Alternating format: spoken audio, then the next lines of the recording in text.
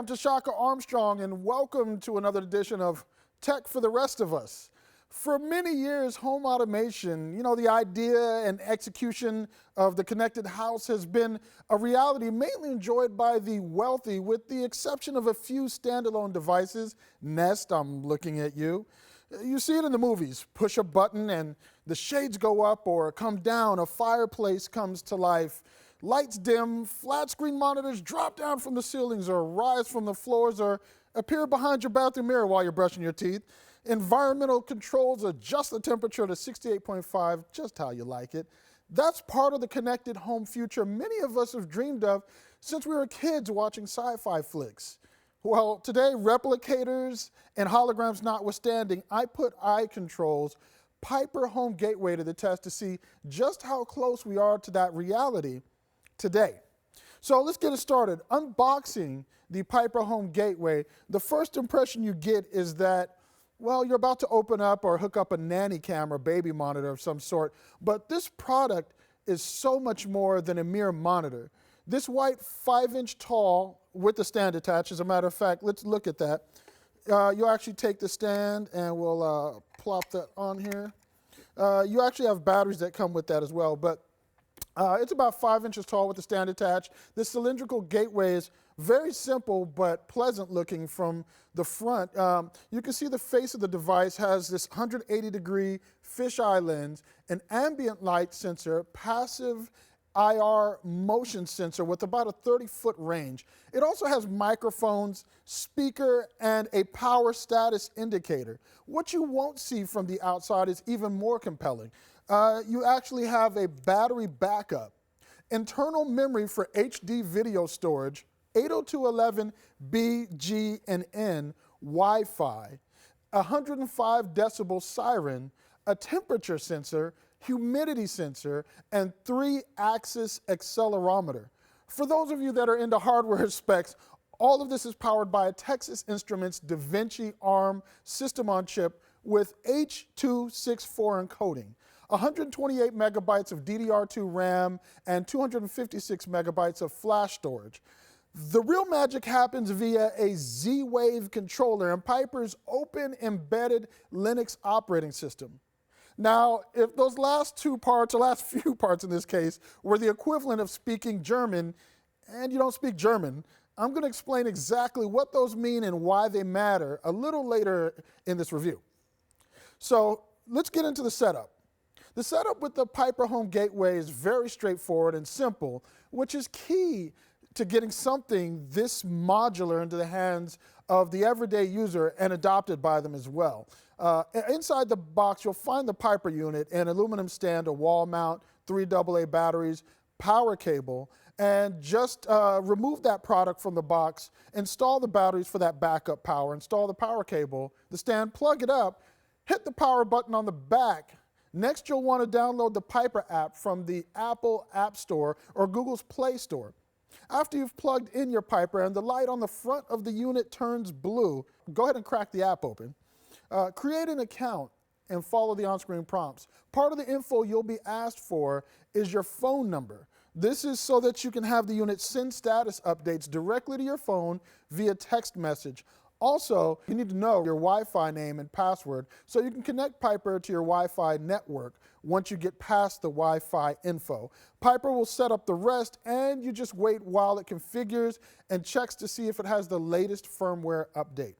This is the screen you come to once all is said and done. It's the starting place. That temperature in the upper left side of the screen is your outside temperature, with the one in the lower left being the reading Piper's thermostat is registering inside your home. The circle with the icons in the middle of the interface controls your security alarm settings. They are the X equals off, the airplane icon equals vacation mode, that briefcase icon is your away mode, and the little house icon is the stay mode. Each mode allows you to control the events that determine if an alarm is activated, if there's motion or loud sound detected, or if the temperature changes. Tapping on one of those settings opens up another menu which allows you to control what happens when that event is triggered. For example, if you turn on motion detection, you can choose to record video. whether you're notified by push message, email, phone call, or text, whether you want to notify people in a trusted circle, whether you want to sound the siren and have other connected devices or appliances activate. In this case, I have a lamp added to the Piper Gateway network, so I have the option of having the lamp turn on when motion is detected. As you extend your home, you'll notice these things. Part of the package I received from Piper included these other two sensors here. And when I got into the rules section of the app, which is where you set up the rules for those alarm modes, I now had the option to set rules for what happens when a door or window is opened while one of Piper's alarm modes is activated. On the right side of the main screen, you'll see the settings menu, events log, video recordings log, and below that, the status refresh center of the screen is that where you'll see that. With the actual status of the Piper and any Z-Wave connected devices or sensors below that. Piper's app also includes a nightstand mode, you can see right here, in between the temperature readings. This mode is for those of you that might keep your cell phone next to your bed and want to be able to see the status of your home network if something goes bump in the middle of the night. You'll be able to see the status of Piper and your connected sensors, your door windows open or closed, as well as the time, and you'll have a conveniently located panic button at the bottom of the screen if you want to set that siren off. The main screen we've been talking about is called the dashboard, and along the bottom of that main screen, you'll also see 4 other tabs: Vitals, Live Video, Controls, and Rules. We already went over the rules and what they were when we addressed the various alarm modes, so let's look at the other 3 tabs. Vitals is exactly what it sounds like. Tapping this option shows you stats on the data all those sensors are collecting at a glance. You can see the indoor-outdoor temperature, humidity, how bright it is in your home, the sound levels inside your home, and even if there's movement inside of your home. All this is displayed via a line graph and shows the last 48 hours of activity. The live video tab shows you, well, you guessed it, the live video feed from the camera, or cameras if you have multiple Piper gateways on your home network. The Piper Gateway has some pretty cool features in the live video tab. Not only can you see from the 180-degree fisheye camera, but you can lighten or darken the video. You can digitally zoom in or out. You can digitally pan and tilt. Hit the button or hit the microphone button, and you can actually have a two-way conversation with someone sitting in your living room. Hopefully they're not a thief. I had some fun with this with my children before they knew I was reviewing, or before I told them I was reviewing this product. You know, the typical thing, hello, daughter, this is God. Answer, so I was messing with them. It was a lot of fun. I like doing that when I can. Anyway, and I also turned the lamps on and off, and they didn't know they were hooked into the network. That was kind of fun, too. You can turn those lamps right off and on from that live video interface as well. So if you wake up or if you're at home and you get an alarm and maybe somebody may have broken in and it's dark, you can actually turn on all the lights. It's actually a very smart addition to the interface. And I have to say that my experience with the live video functionality was very positive and, more importantly, consistent. I didn't have any frustrating buffering issues when checking the feed from work or on the road from either a T-Mobile Galaxy Note 3 or an iPhone 6 Plus on AT&T's network. The video feeds were consistent, the images were clear, and the times that I had the alarm set and didn't tell my children, and they came home from school tripping the alarm, the video that was recorded was actually very clear. I had the siren turned off so they didn't know. It was so clear that essentially if you have a problem and you have a break-in or something like that, if somebody had broken in, I would have had very clear evidence to identify the suspects. And the fact that not only does the device store video, but it's also uploaded directly to the cloud with the ability to store roughly 1,000 clips around 35 seconds each, means that you're going to have a full library of HD video of whatever's gone on in your house when those alarms get tripped.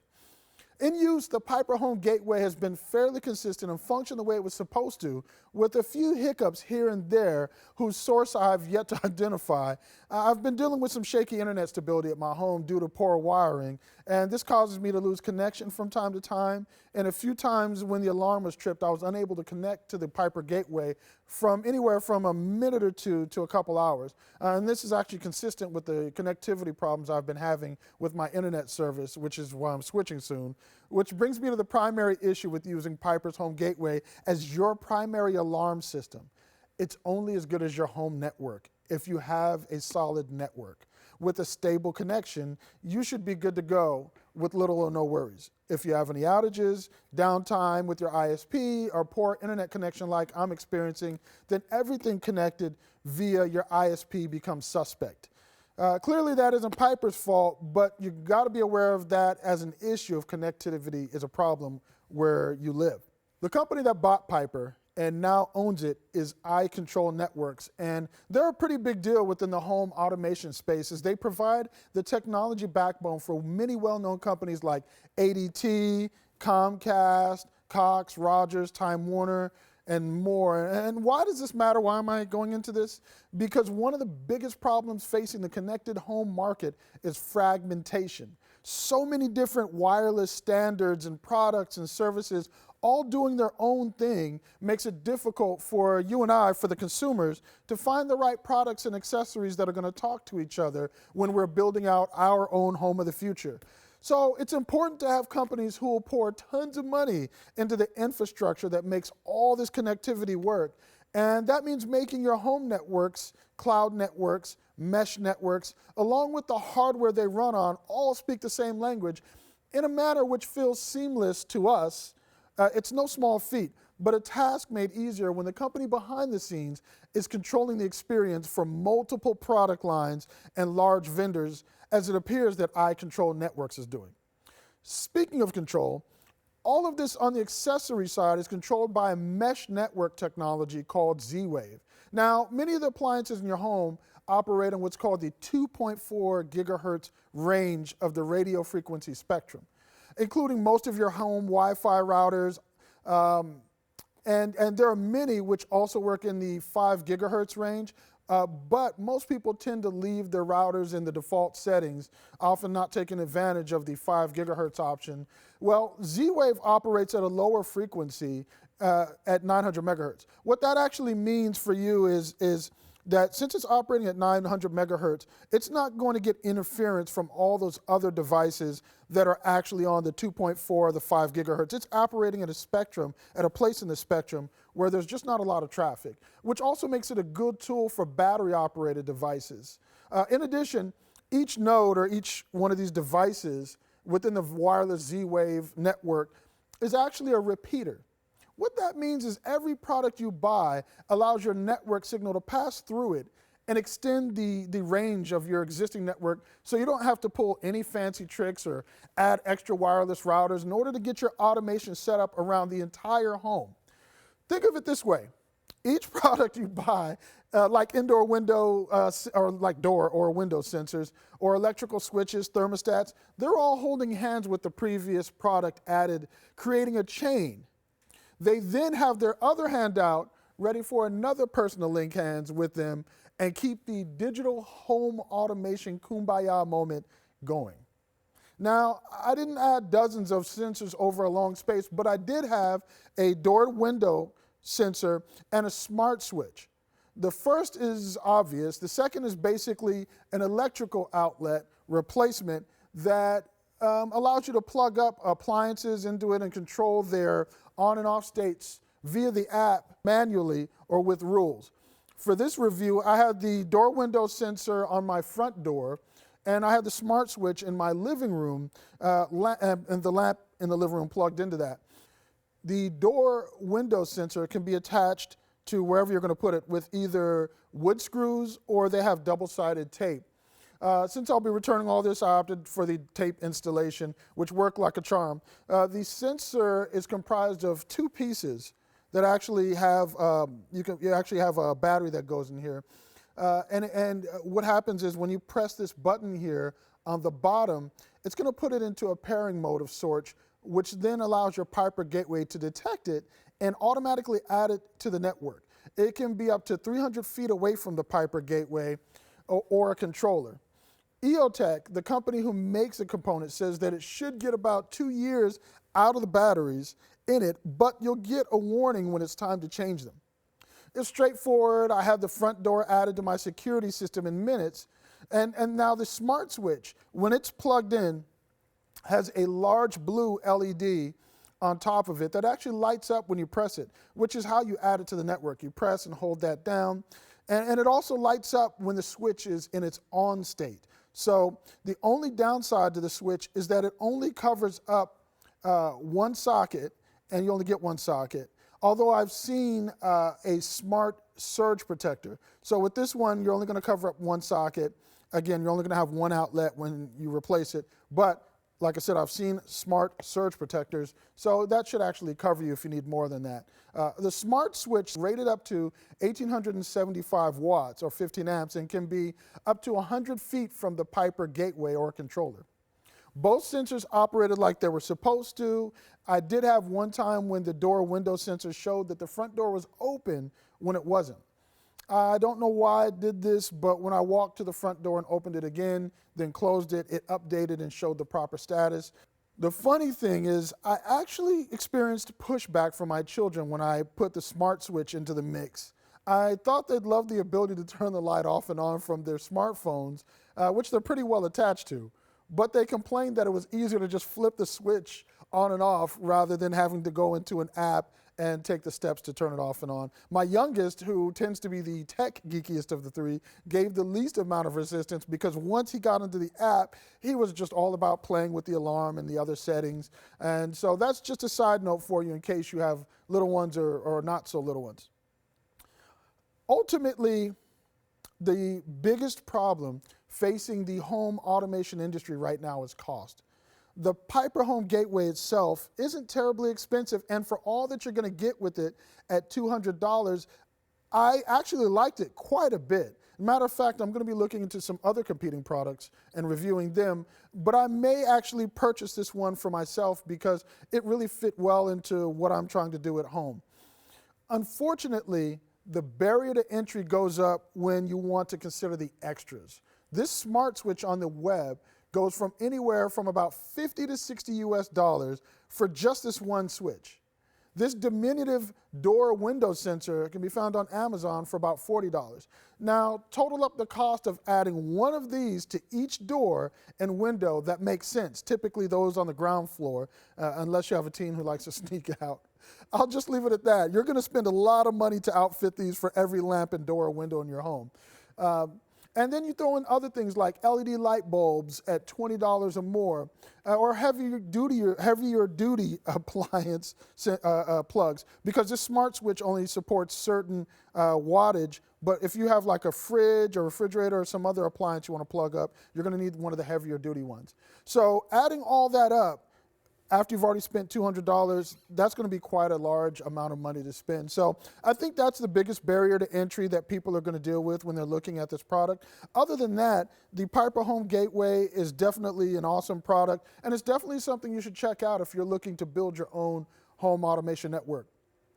Thank you for checking this out. If you have any questions about this technology, about Piper Home Gateway, Z-Wave technology, I've done tons of research on this. I'd be more than happy to answer them in the comments below. If you like the video, please give us a thumbs up, subscribe, share it with a friend, share it with somebody you know who's interested in adding an inexpensive alarm system that doesn't have a monthly fee. I'm Tashaka Armstrong. This has been Tech for the Rest of Us. We'll see you in the next one.